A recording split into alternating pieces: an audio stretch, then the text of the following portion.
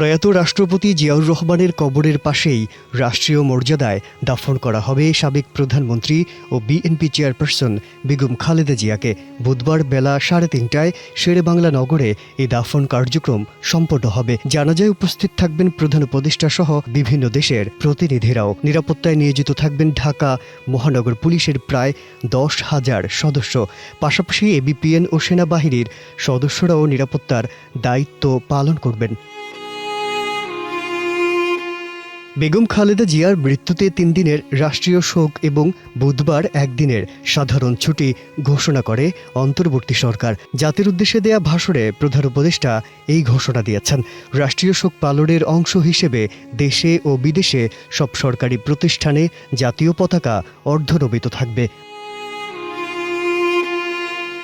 প্রজ্ঞাপনে বলা হয়েছে, বেগম খালেদা জিয়ার মাগফিরাত কামনায় শুক্রবার দেশের সব মসজিদে বিশেষ দোয়া এবং অন্যান্য ধর্মীয় প্রতিষ্ঠানে বিশেষ প্রার্থনার আয়োজন করা হবে।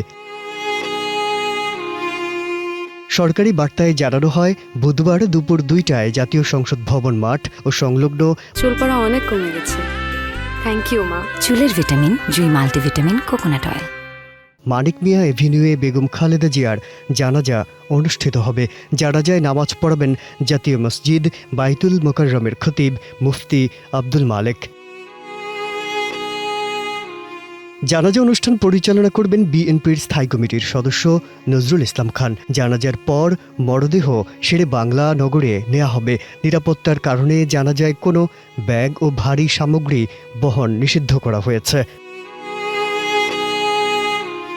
প্রধান উপদেষ্টার প্রেস সচিব শফিকুল আলম জানান, জানাজা ও দাফন ঘিরে সর্বোচ্চ নিরাপত্তা ব্যবস্থা নেওয়া হয়েছে। ঢাকা মহানগর পুলিশের প্রায় 10,000 সদস্য ছাড়াও এবিপিএন মোতায়েন থাকবে। পরিস্থিতি অনুযায়ী গুরুত্বপূর্ণ কিছু এলাকায় সেনাবাহিনীর সদস্যরাও দায়িত্ব পালন করবেন। তিনি আরও জানান, জানাজায় প্রধান উপদেষ্টা সহ অন্যান্য উপদেষ্টারা উপস্থিত থাকবেন।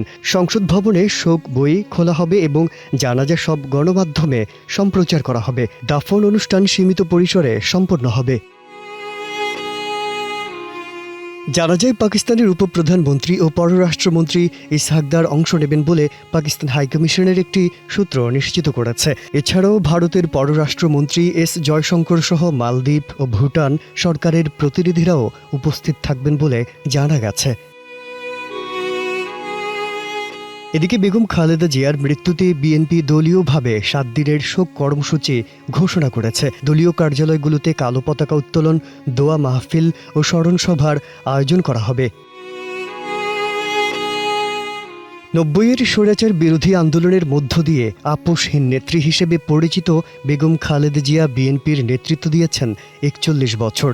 দীর্ঘদিন এভারকেয়ার হাসপাতালে চিকিৎসাধীন থাকার পর 30 ডিসেম্বর ভোর 6টায় তাকে মৃত ঘোষণা করেন চিকিৎসকরা।